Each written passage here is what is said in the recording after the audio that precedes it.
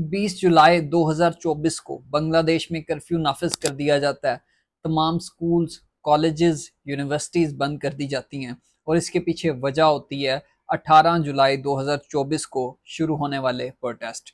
Student protest कर रहे होते हैं, ये वो ग्रेजुएट्स हैं जो बेसिकली कोटा सिस्टम के अगेंस्ट प्रोटेस्ट कर रहे हैं। जब ये लोग एहतजाज करते हैं तो गवर्नमेंट क्या करती है, इसको फोर्सफुली और ब्रूटल वे में काउंटर करती है।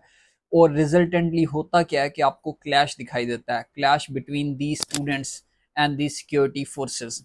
वहाँ पे पुलिस जो है उसको ब्रूटली जो है मैनेज करने की कोशिश करती है, लेकिन इवेंचुअली ये जो ब्रूटल वे में मैनेज करने की एफर्ट होती है ये नाकाम होती है और ये जो क्लैश है ये मज़ीद बढ़ जाता है। फिर इवेंचुअली बांग्लादेश की गवर्नमेंट शेख हसीना वाजिद क्या करती हैं, वहाँ पे मिलिट्री बुलाई जाती है और फिर कर्फ्यू नाफिज किया जाता है। पहले कोटा सिस्टम के हवाले से बात कर लेते हैं कि ये लोग जो एहतजाज कर रहे थे ये बेसिकली कर क्यों रहे थे एहतजाज।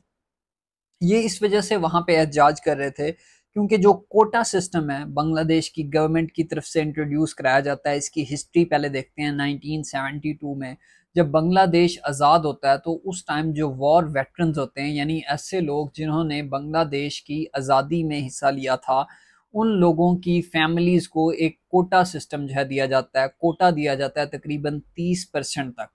30% तक का जो कोटा होता है वो उनको हर तरह की गवर्नमेंट की जॉब्स में दिया जाता है। गवर्नमेंट की जो कंप्लीट मशीनरी है, चाहे वो ब्यूरोक्रेसी है या जो बाकी सेटअप है गवर्नमेंट का, वहाँ पे कंपनसेट किया जाता है वहाँ के लोगों को जो वॉर वेटरन्स होते हैं, जिन्होंने बेसिकली पार्टिसिपेट किया होता है वॉर में।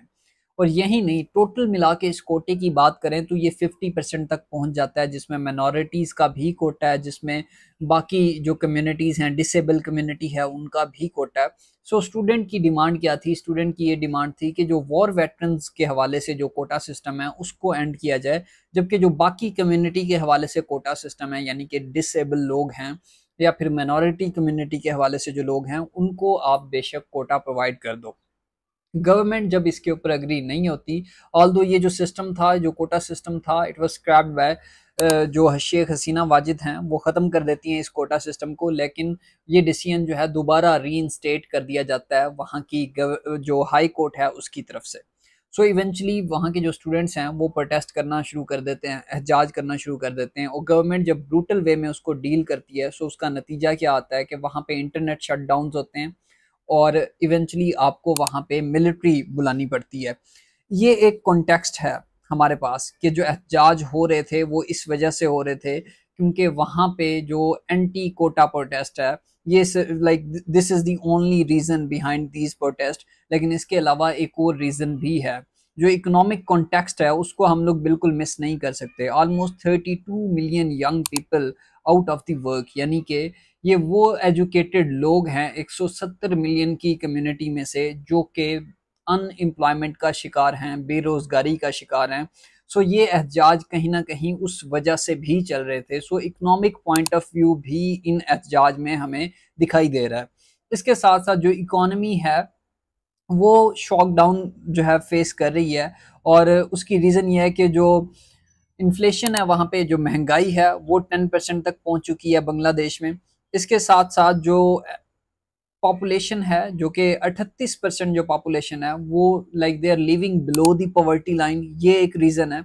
सो इकोनॉमिक टर्मोइल जो है उसको भी आप कंसिडर करें। ये जो एहतजाज चल रहे थे इसकी सिर्फ ये रीज़न नहीं थी कि ये एंटी कोटा प्रोटेस्ट था, बल्कि इस एहतजाज में कुछ ऐसे लोग भी थे जो इस सारे सिस्टम से, जो इस इकोनॉमिक टर्मोइल से, जो इस महंगाई से तंग आके एहतजाज कर रहे थे। यही रीज़न है कि जो डिफरेंट आउटलेट्स हैं वहाँ पे ये न्यूज़ हमारे सामने आई कि शायद ये लोग गवर्नमेंट का जो है चेंज चाह रहे हैं, शायद ये लोग जो है रिजीम चेंज चाह रहे हैं।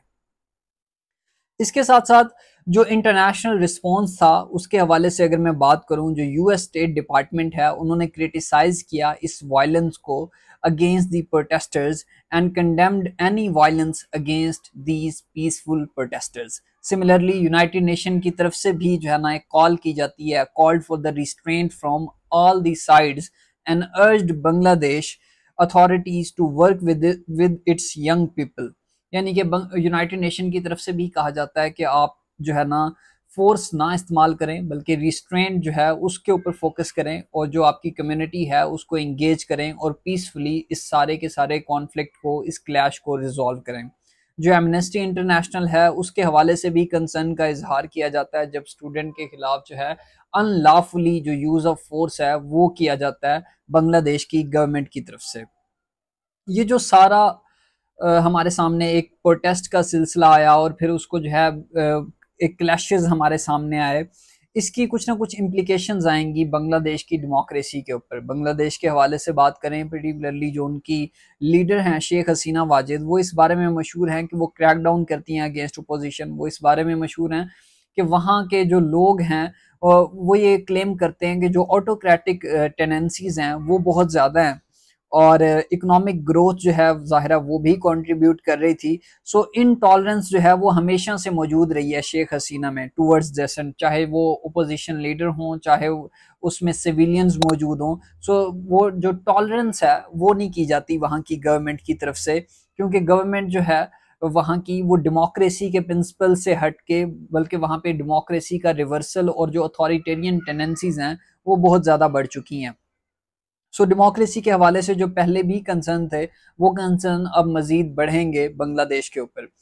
इसके अलावा अगर मैं बात करूं कि जब ये एहतजाज किया जाता है तो जो रीसेंट डेवलपमेंट हमारे पास आती है, क्लैशेस तो हुए जिसमें 114 से जायद लोग जो थे उनकी जान भी चली गई। जो रीसेंट डेवलपमेंट है वो ये है कि जो सुप्रीम कोर्ट है बांग्लादेश की उसने ये डिसीजन लिया और वहाँ का जो कोटा सिस्टम था, जो एहतजाज कर रहे थे लोग, उनकी बात मान ली जाती है। जो कोटा सिस्टम पहले 30% तक मौजूद था लोगों के लिए, वहाँ के उन लोगों के लिए जो जिन्होंने पार्टिसिपेट किया था वॉर में, उन फैमिलीज का ये कोटा सिस्टम जो है वो स्क्रैप कर दिया गया, ख़त्म कर दिया गया सुप्रीम कोर्ट की तरफ से। और वो कोटा सिस्टम जो 30% था वो 5% तक आ चुका है।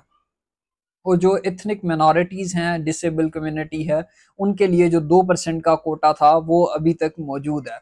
लेकिन अब ये देखना होगा कि क्या इससे प्रोटेस्ट खत्म हो जाएंगे या फिर जो है गवर्नमेंट ने जो कर्फ्यू नाफिज किया हुआ है वो संडे और मंडे यानी कि आज के दिन, यानी कि कल जो है ट्यूसडे वाले दिन, ये कर्फ्यू गवर्नमेंट ने उठा लेना है। सो देखना ये होगा कि क्या वो कर्फ्यू उठा लिया जाएगा।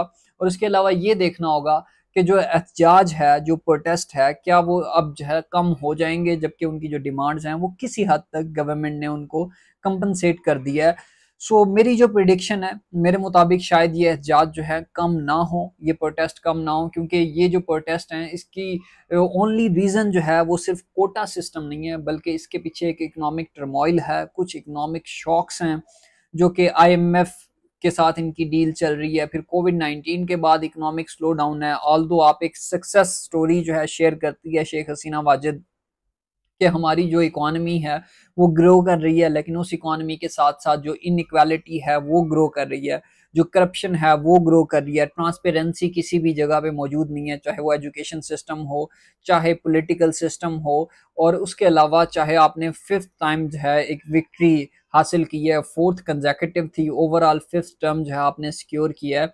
सो उसके साथ साथ जो डेमोक्रेसी के ऊपर जो सॉर्ट ऑफ सवालिया निशान है वो मजीद बढ़ेगा।